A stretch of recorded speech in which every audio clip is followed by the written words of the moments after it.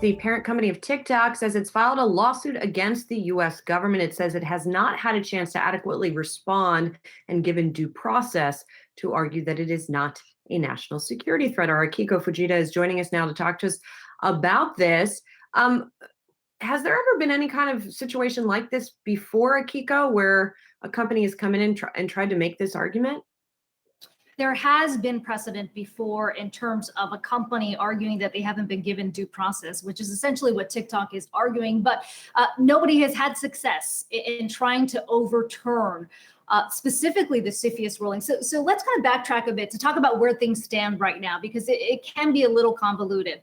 Right now, TikTok is dealing with two specific executive orders. One is that executive order President Trump signed banning users in the US from using that app within the next 45 days. There's also the CFIUS ruling, which essentially says that TikTok, the app, which came about as a result of ByteDance acquiring Musical.ly, that acquisition needs to be unwound because of national security concerns. And this lawsuit hits on both of those issues.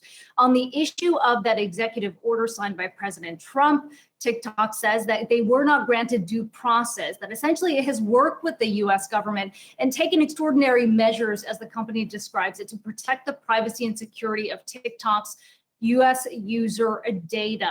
And TikTok says it is not based on a bona fide national emergency and authorizes the prohibition of activities that have not been found to pose an unusual and extraordinary threat. So TikTok is saying there is no process here for that specifically.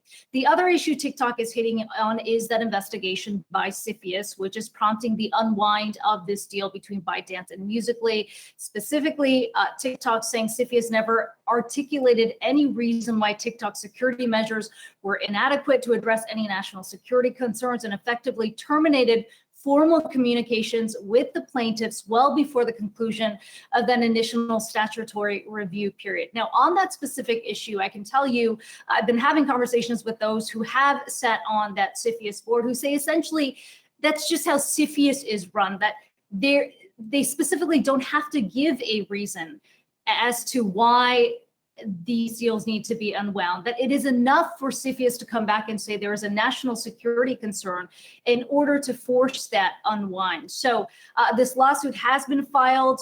You can certainly argue, if anything, this is a delaying tactic, because right now TikTok is looking at a deadline that's coming up quickly in September. So what happens next, Akiko?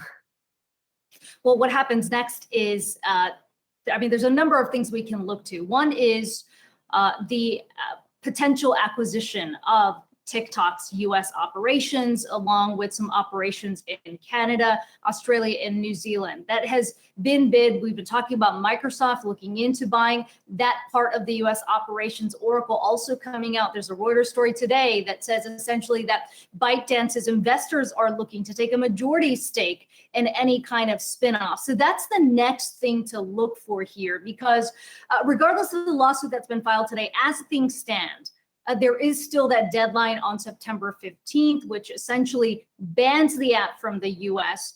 And TikTok or ByteDance, unless it unwinds the deal, its acquisition of Musical.ly, is looking at an app or at a ban altogether here in the US. And I guess even though they filed the lawsuit today, that doesn't mean they're actually going to court anytime soon. Hey investors, Zach Guzman here. Are you interested in learning more about the markets and getting the latest financial news? Well, then click right here to subscribe to our Yahoo Finance YouTube channel. Get the latest up-to-the-minute market analysis, big interviews in the world of finance, and information on how to manage your money every day wherever you are.